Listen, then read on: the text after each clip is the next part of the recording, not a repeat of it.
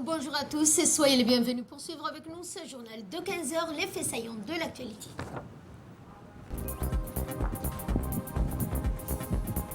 Le chef de l'État Ismaël Omar Guelleh a reçu ce matin les lettres de créance de l'ambassadeur de la République fédérale d'Allemagne. Toujours à Nouvelle Nationale, le président de l'Assemblée nationale a dirigé une réunion de concertation avec les résidents de la cité Oumou Salama, située au PK13. Dans l'actualité régionale, le Conseil de sécurité appelle au Mali au respect des recommandations de la CEDEAO. C'était les titres. Place au développement. Le chef de l'État Ismaël Omar Guelleh a reçu ce matin au Palais de la République les lettres de créance du nouvel ambassadeur extraordinaire et plénipotentiaire de la République fédérale d'Allemagne auprès de la République de Djibouti, M. Michael Holzel. Dans son discours prononcé lors de la remise de ces lettres de créance, président Guelleh, le nouvel ambassadeur allemand a exprimé sa motivation, son enthousiasme à œuvrer au renforcement des relations économiques bilatérales, a attiré l'attention des entreprises allemandes sur les possibilités de commerce, d'investissement à Djibouti. Il a également félicité le président de la République pour l'engagement et l'assistance permanente. De vous remettre la lettre de créance du président allemand et la lettre de rappel pour mon prédécesseur, Madame Holstein. Merci beaucoup, Monsieur le Président.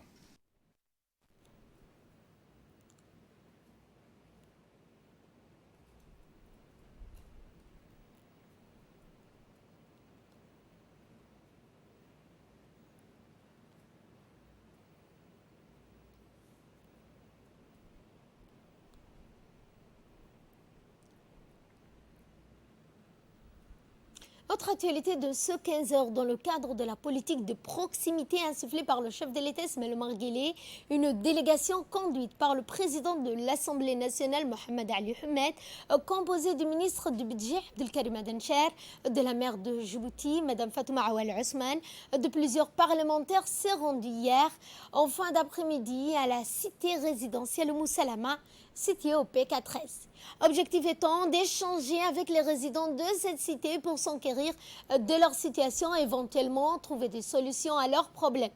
Les résidents se sont exprimés en transmettant bien sûr leurs doléances sur notamment l'amélioration de l'accès à l'eau potable, l'assainissement, la finition de certains bâtiments, entre autres.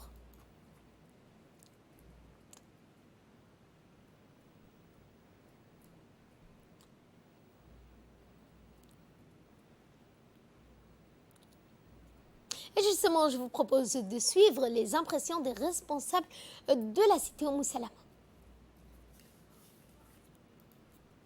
Image que vous aurez dans notre édition de ce soir et ce lancement des travaux du second plan national de développement. Il s'agit d'un plan de relance économique afin d'atténuer les conséquences de la crise du Covid-19. Ce plan de relance porte sur 3 matrices prioritaires que sont le volet sanitaire, économique, social et répondant ainsi à une crise multidimensionnelle. Cette rencontre a rassemblé dans l'immédiat le secrétaire général des différents ministères sectoriels, les représentants des organisations onusiennes, mais aussi la société civile. Après les discours, l'on a procédé à une présentation de la stratégie de relance du plan national de développement. Cette stratégie permet de repenser Djibouti dans un futur plus prometteur, tout cela dans une approche collaborative et participative. Une émergence axée sur la cohésion nationale et sur la diversification des ressources de la croissance économique durable, créatrice d'emplois décents en fonction des besoins et des priorités de tous les concitoyens djiboutiens. Eh bien, donc, je vous propose à présent de suivre le mot du ministre des Finances, Ilyas Moussa Daouane, lors de cette rencontre. Nous sommes réunis donc pour jeter un peu le jalon de cette nouvelle phase quinquennale du plan national de développement de Djibouti. S'il y a un message à retenir aujourd'hui, c'est l'inclusion, c'est le travail ou en tout cas le processus d'inclusion. L'inclusion dans un sens d'abord de travailler en équipe. Ni la vision, ni le plan quinquennal ou les plans quinquennaux qui viendront dans les années à venir ne sont d'une quelconque exclusivité ou d'un quelconque département. C'est nous, Djibouti, et les responsables que nous sommes. Ce n'est pas seulement les responsables, je parle également de la société civile. C'est ça qu'il faut retenir. La vision, même si elle est dirigée, portée par un président de la République et son gouvernement, c'est un désir d'un Djibouti que nous souhaitons voir un autre Djibouti dans 20 ans. Un peu moins dans 20 ans maintenant. Nous étions dans 20 ans quand nous avions commencé. Nous parlions de 20 ans. Et donc, ce n'est ni le travail du ministère de l'économie et des finances, encore moins le travail du ministre des Finances. Cette étape, on l'a dépassée. On sait que ça nous concerne tous. Durant les préparatifs du plan quinquennal SCAP, comme lors de la vision, nous nous étions rendus compte également d'une certaine fragilité de nos institutions. C'est-à-dire, y compris de l'absence de capacités suffisantes pour le département, certains départements ministériels, à élaborer leur propre plan sectoriel. Ça fait partie des acquis maintenant durant ces 5 dernières années. Nous avions pu, Dieu merci, voir tous les départements concourir vers cet objectif et donc de consolider leurs propres capacités internes et de produire des stratégies sectorielles. Très rares sont les départements qui n'ont pas, au jour d'aujourd'hui, des plans sectoriels en référence à la vision globale de Djibouti, mais également synchronisé avec, pour tout ce qui concerne le plan quinquennal national.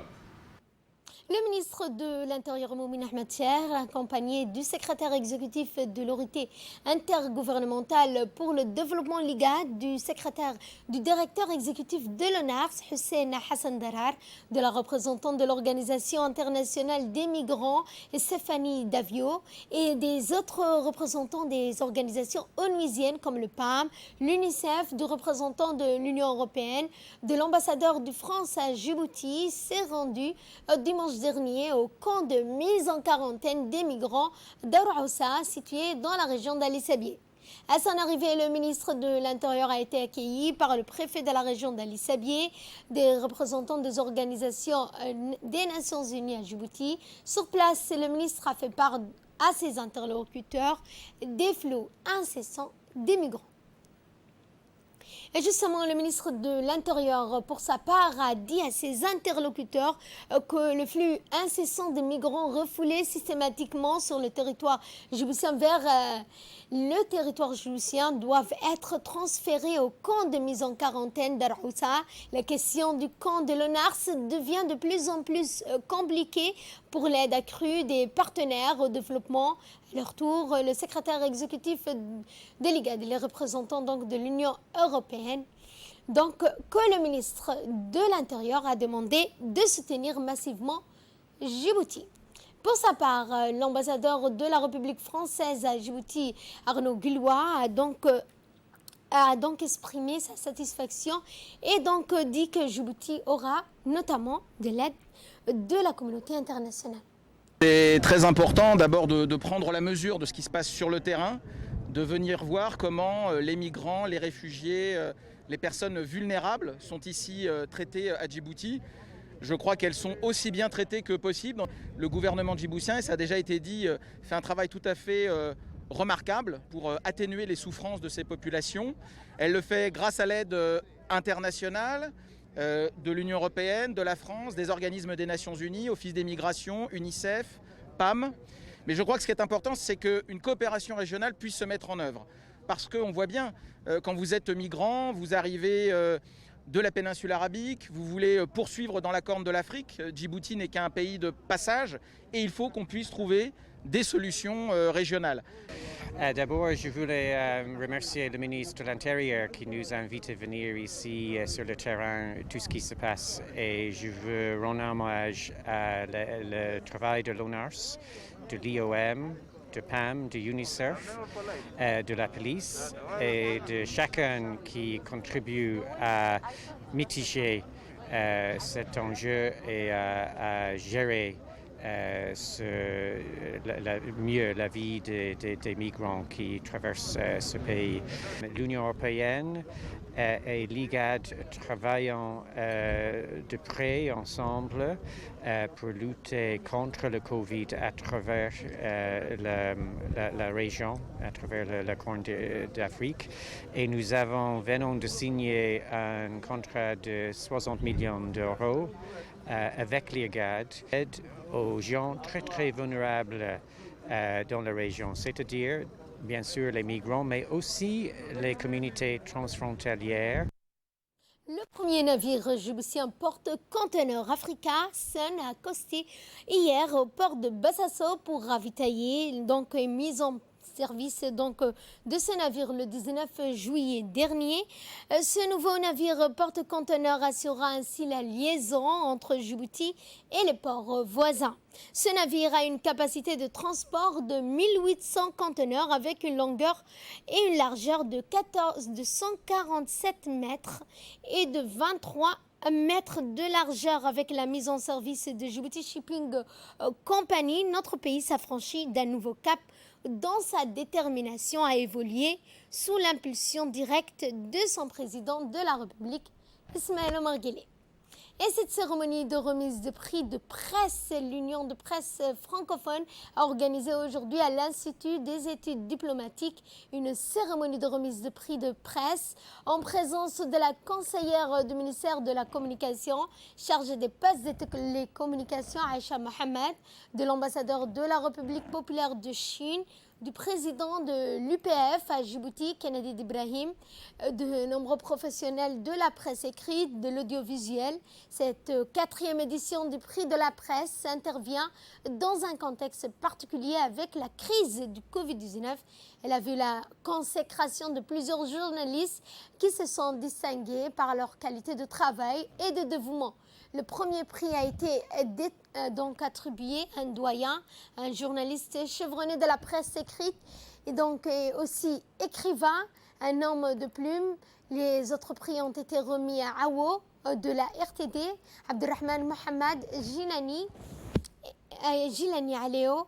Juste avant la remise de ces prix, les participants ont visionné des vidéos présentant l'historique de la presse. Cette cérémonie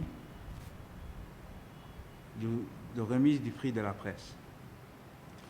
La 4e édition du genre que notre association, l'Union de la presse francophone, organise. Le prix de la presse intervient cette année dans un contexte particulier avec la pandémie du Covid-19 qui avait immobilisé tout le monde. Les professionnels de la presse étaient toujours mobilisés pour donner une information exacte, sûre et vérifiée. Ce moment était un moment très très difficile, mais avec l'aide d'Allah, nous avons pu surmonter. Et toujours est-il que le danger est toujours là et interpelle notre vigilance quotidienne. Et dans son intervention, l'ambassadeur de Chine à Djibouti a témoigné de l'amitié et de l'appui de la Chine au peuple djiboutien pour vaincre le Covid-19. Il a également félicité les lauréats de la 4e édition du prix de la presse pour leur contribution.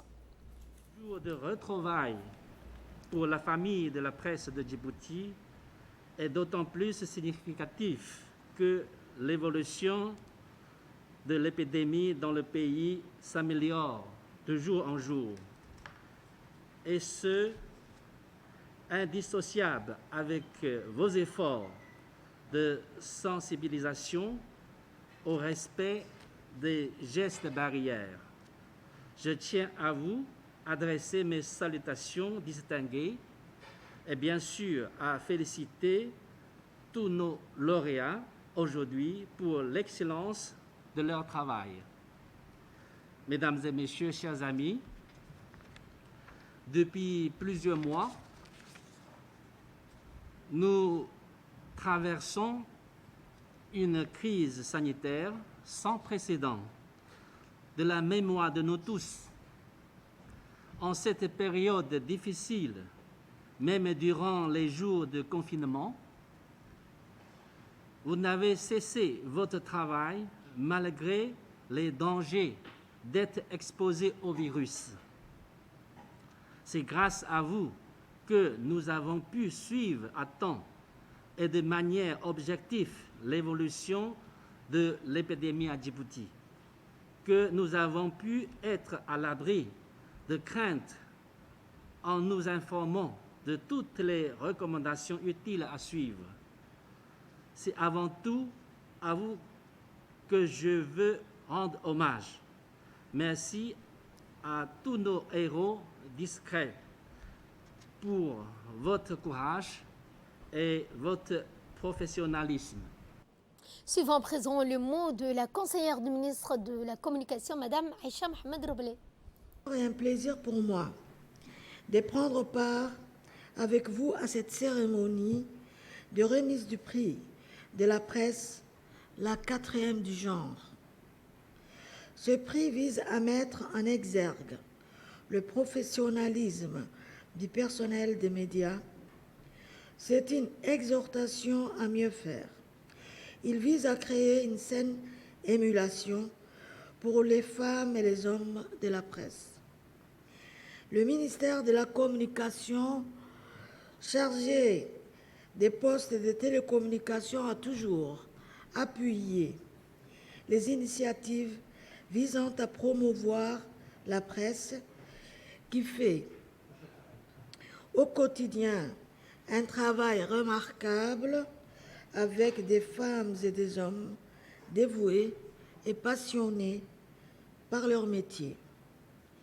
Comme vous le savez, le gouvernement a érigé au rang de priorité le développement de la presse, et c'est là, après la mise en place du statut du personnel de la presse et de l'audiovisuel, lequel a rehaussé d'une manière substantielle le quotidien des femmes et des hommes des médias.